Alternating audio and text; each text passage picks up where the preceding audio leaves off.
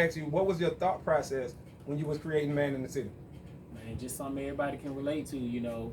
Being the man in the city. You got everybody out here that's got a little hustle, got a job, Right. 9 to 5, out here doing what they got to do, and everybody feel like they the man or the woman of the city. Facts. Right. Right. So Right. it's just something to kind of Ladies getting it too. get your energy going, man, get that vibe going. So wherever you stay, man, whatever city, whatever state, you just, hey man, I'm the man of the city. Something you can work out to, something you can play in the club. So when I heard the beat, man, I was just like, oh yeah, I need to bring the energy on that one. Mm-hmm. Something everybody can enjoy. Got to make the music for the people.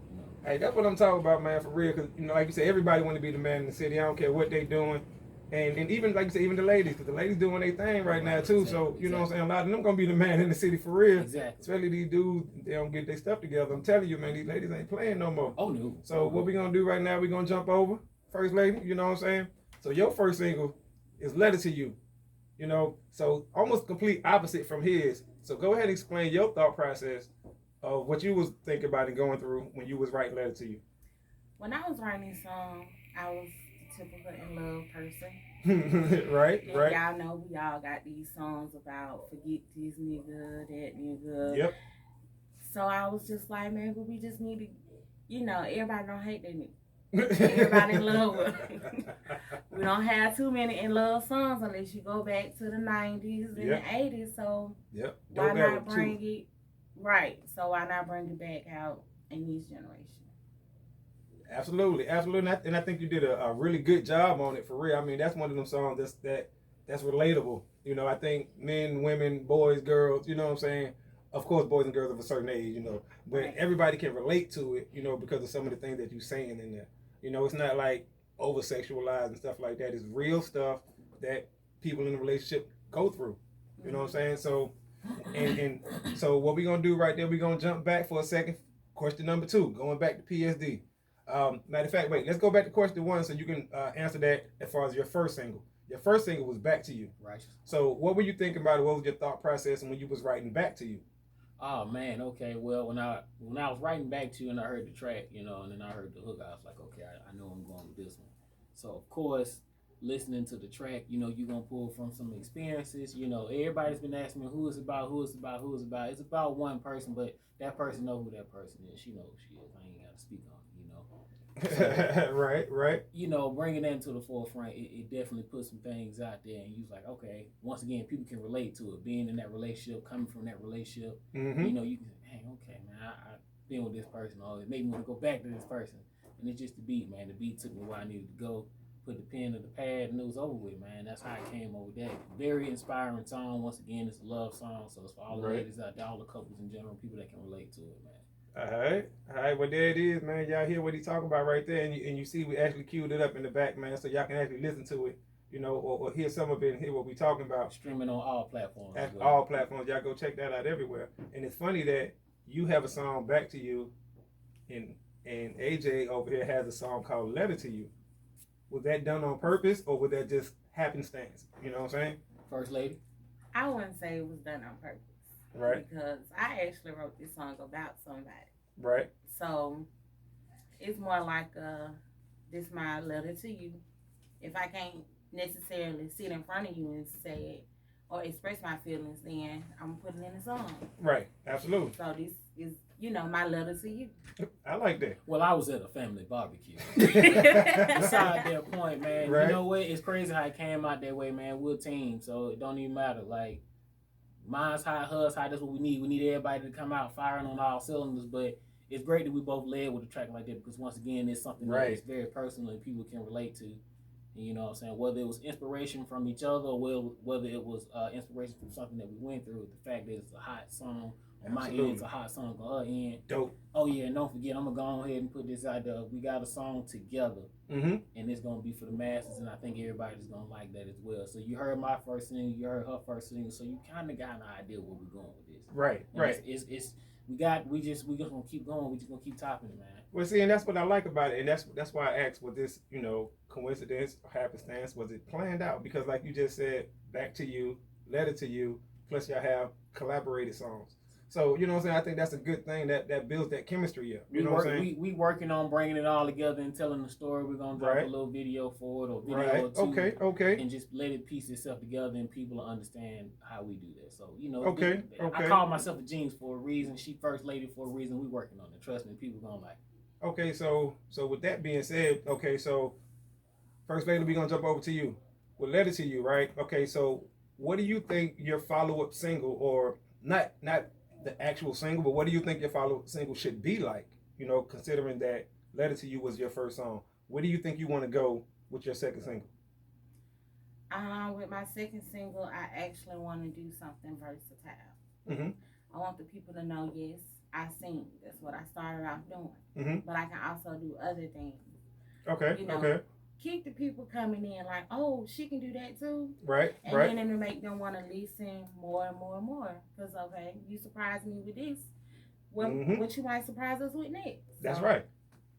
Okay, so you're going to go with something just different, totally out the norm. I know one time before, you said you used to do gospel singing. So will we get a chance to hear you do a gospel track in the future, or is that something that, that's kind of just like for your personal, for yourself, when you're praising and stuff like that, or will you give a little bit of that to the people? Well, yes, I think I want to give them a little bit of everything, because everybody not always in love. Right, that's true. Some people are angry. Some people need to be uplifted. Absolutely, so absolutely. You never know what you're gonna get from me. Well, I mean, that's a good thing, and I just asked that because a lot of R&B artists like to just strictly contain themselves to that R&B world, and not definitely step out, you know what I'm saying, into the gospel side. I know that's your background, and I know that you're very good at that. So I was just wondering, would you share that with the people? But like you just said, you're willing to do variety. So I think that's something that the people is going to enjoy from you. They can hear you do an R&B, actually throw a rap in there because I've heard you rap, so I know what you sound like, and then some gospel stuff like that. So that's definitely, I think you're going to be able to reach so many people with your sound because they just never know what they're going to get from you. So they can't say, oh, we know what the next AJ Janelle single going to sound like. No, I don't think you do. You know what I'm saying? Because she's so versatile. And also now I want to jump back with that same thing. I'm going to jump back to PSD. Because he's versatile as well. Well, hold on. On that note, I'm not as versatile as First Lady. She raps, sings, she babysit, she the candy lady around the block. Right. She do it all. Community watch leader, choir director. She got it going on. Treasurer, announcements. She do it all, man. Absolutely. But anyway, as you were saying. But see, don't shortchange yourself as well. Oh, never. I'm just joking. I know. We all joking. I mean, but no, she really do all the things. We just saying. We wasn't joking about that. No, she really do that. Got to put that $20 collection plate before she get it. That's right. But your first single, was Back to You. Right. The second single is Man in the City. Of course. Okay, so when you look at the dichotomy of those two songs, wow, it's totally night and day. Yeah. You know what I'm saying? So you're versatile as well. And when they hear your next single, which I've actually had the honor and pleasure of listening to already, so I know what it's going to be. But when they hear your songs coming out back to back, the versatility of those three songs is crazy as well. Oh, yeah. So what is your thought process, once again, on how you pick your singles? Well, it's crazy that you say that because normally I just kind of go with the mood when I'm writing my song. So it's funny that I did Back to You first, and that's the type of track you get. Then when I did Man in the City, that kind of came next. We always continue to write and putting out music, but that just hit me. Then with the third single, it's just like, okay, I feel like maybe I should go in this direction. And it's just trying to put something out there that everybody's going to feel. If I ain't feeling it, I feel like I need to tweak it and tune it up. That's what I'm going to do. So it's just like with the process for me, it's just, I want to put something out there for the ladies first. Or for the couples in general. Then I want to put something out there that's going to be a little more uplifting. I don't want to just get pigeonholed to just doing just one particular sound and then switch it up later. Like, let me go ahead and just throw some stuff out there and just kind of see how everybody, pique their interest. So then I know what little bit I can go with. Maybe I shouldn't experiment with this too much. Maybe I should experiment with a little bit more. So it's, once again, what First Lady was saying, just being versatile, is trying a couple of things.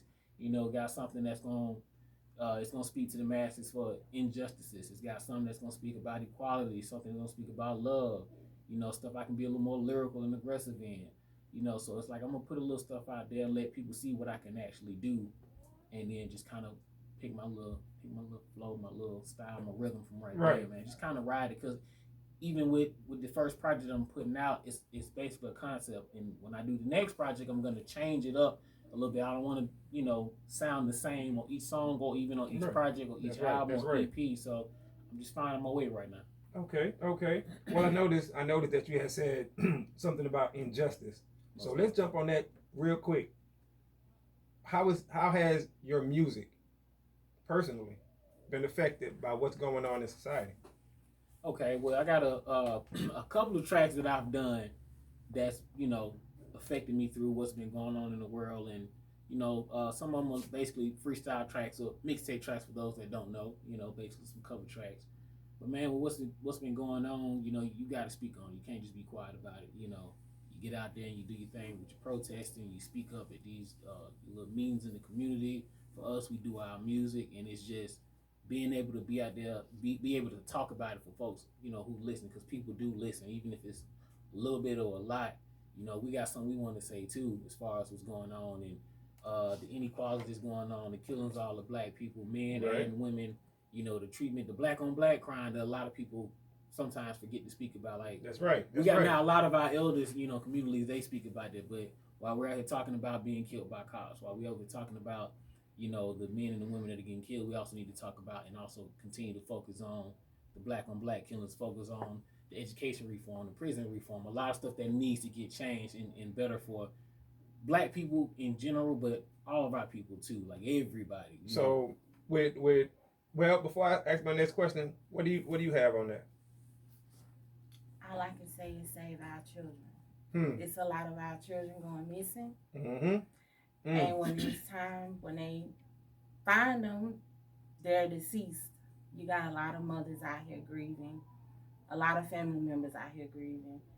And it's mainly, I wouldn't say it's mainly the kids, but that's kind of like the bigger picture. Because it's every day, it's a missing child. So I would say save our children as well. Save the women and the children. We can't be taking them babies. We can't be taking these young girls who haven't had a chance to live right. Now you talking. It's funny. I told, excuse me. I told my coworkers, and it's a mixed bag of us where I work at. So we got some white, black, Hispanic. It's a mixed bag. So anyway, I was telling them, I made the statement in front of everybody because we was talking. But when I speak, people tend to listen. So I said, look, man, doctors are doing to black women what police are doing to black men. The whole room got quiet. I guess they had never heard nobody say that before. So my white coworker, really good friend of mine too, he was like, say, what you mean by that? I've never heard that before. I said, I'll say it again. White doctors are doing to black women what police are doing to black men. And it's the truth. You look it up. Look at the number one percentage of people who are dying during childbirth. That's black women. And that can't be all because they got something wrong with them. What about the kids that are born with autism? Say it again? What about kids that are born with autism and the rate, mortality rate based off the rates? Absolutely. You have to look at all the birth defects that's coming from like certain practices and procedures. Look who's getting epidurals and and stuff like that and all these other procedures. You know what I'm saying? Even another step further than that, a lot of this news coming out about a lot of these doctors and trainees and trainers touching on the athletic women and stuff like that. We can toss that in there. All the mess is coming out behind that too. So it's crazy. It's so much that's going on. Yeah. So and I don't want to get too deep off into it, but I know that personally, being an artist myself, it does affect us. It does affect our music. It affects your mindset when you're sitting down trying to write something, but then you're listening to the news, or you just listened to the news probably an hour before, and it kills your vibe.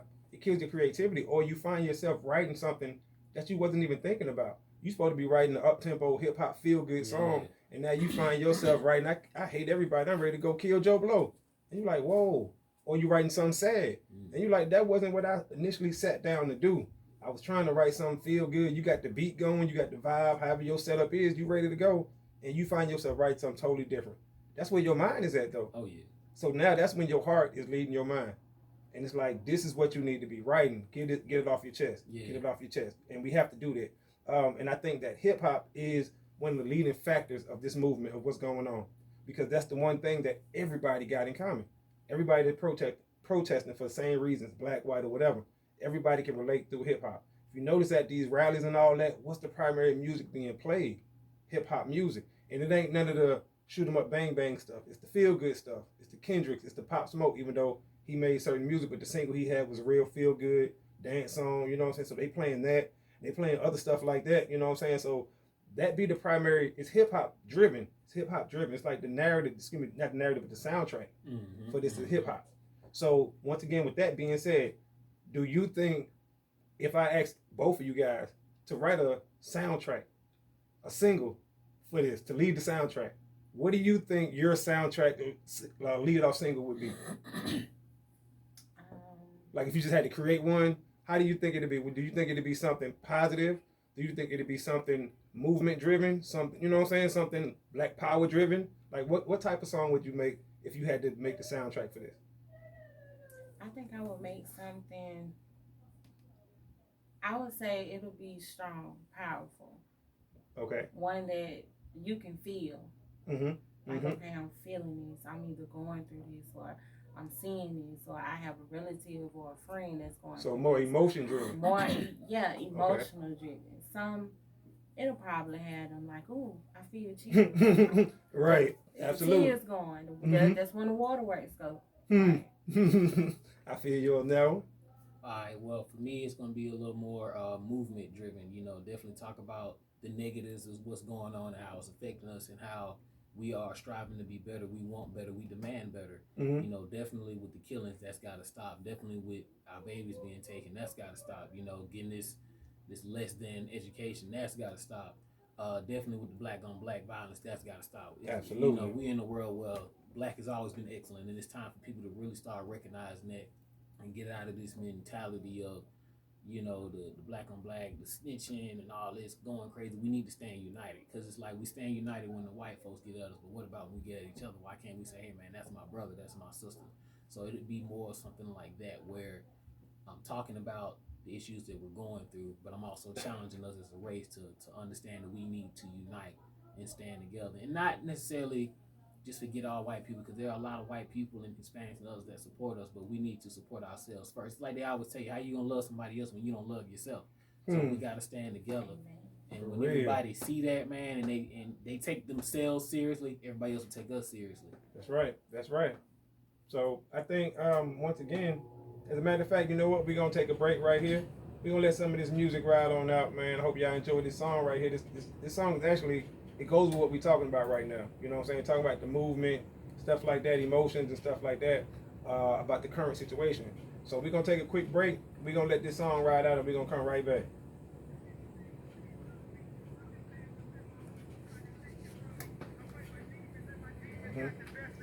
So we're gonna play this one, then we're gonna come on with it.